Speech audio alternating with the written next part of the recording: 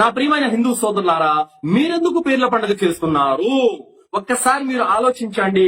ఈ పీర్ల పండగ యొక్క వెనక ఉన్న అస్సలు యొక్క చరిత్ర ఏమిటి? అసలు ఇమాం హసన్ హుసేన్ ఎవరు? ఫాతిమా ఎవరు? అలీ ఎవరు? ప్రవక్త ముహమ్మద్ సల్లల్లాహు అలైహి వసల్లం వారు ఎవరు? ఎప్పుడైనా మీరు ఆలోచించారా? వారి చరిత్ర గురించి మీరు ఎప్పుడైనా సరే పరిశీలన చేశారా? చదివారా? ఏమి తెలియకుండానే మీరు పీర్ల పండగ అంటే ఇది ఒక పండగ అన్నటువంటి భావనతో మీరు చేసుకుంటూ పోతున్నారే కానీ వాస్తవానికి దీని వెనకాల ఉన్న చరిత్ర గనక మీరు ఒక్కసారి పరిశీలన చేసినట్లయితే, చదివినట్లయితే గనక మీరు ఈ పీర్ల పండగ చెయ్యారు.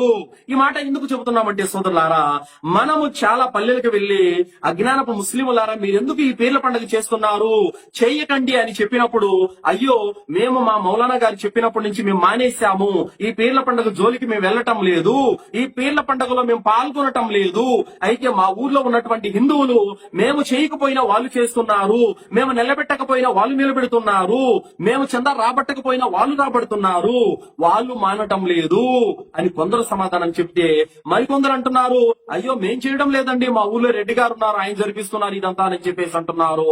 కావున హిందూ సోదరులారా, ఒక్కసారి ఆత్మ పరిశీలన చేసుకొని వాస్తవాన్ని గ్రహించండి.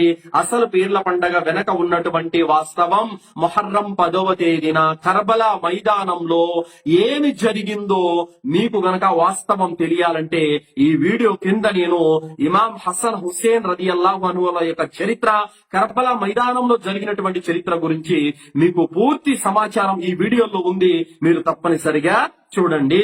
కావున నా ప్రియమైన హిందూ సోదరులారా, ఏదైతే రాగి, ఇత్తడి, ఆ యొక్క సిల్వర్ రేకుల పేర్లతో మీరు ఇమాం హసన్ పేరు పెట్టి, ఇమాం హుసేన్ పేరు పెట్టి, ఫాతిమా పేరు పెట్టి, అలీ పేరు పెట్టి, ఏదైతే మీరు ఆ పంజాలను నిలబెట్టి మెరవణ తీస్తూ ఆ రోజున ఊరేగింపులు చేస్తూ మీరు అగ్ని గుండాలు తొక్కుతున్నారో, వాస్తవానికి ఇది దైవ కార్యం అంత మాత్రం కాదు, ఇది శైతాను యొక్క కార్యము.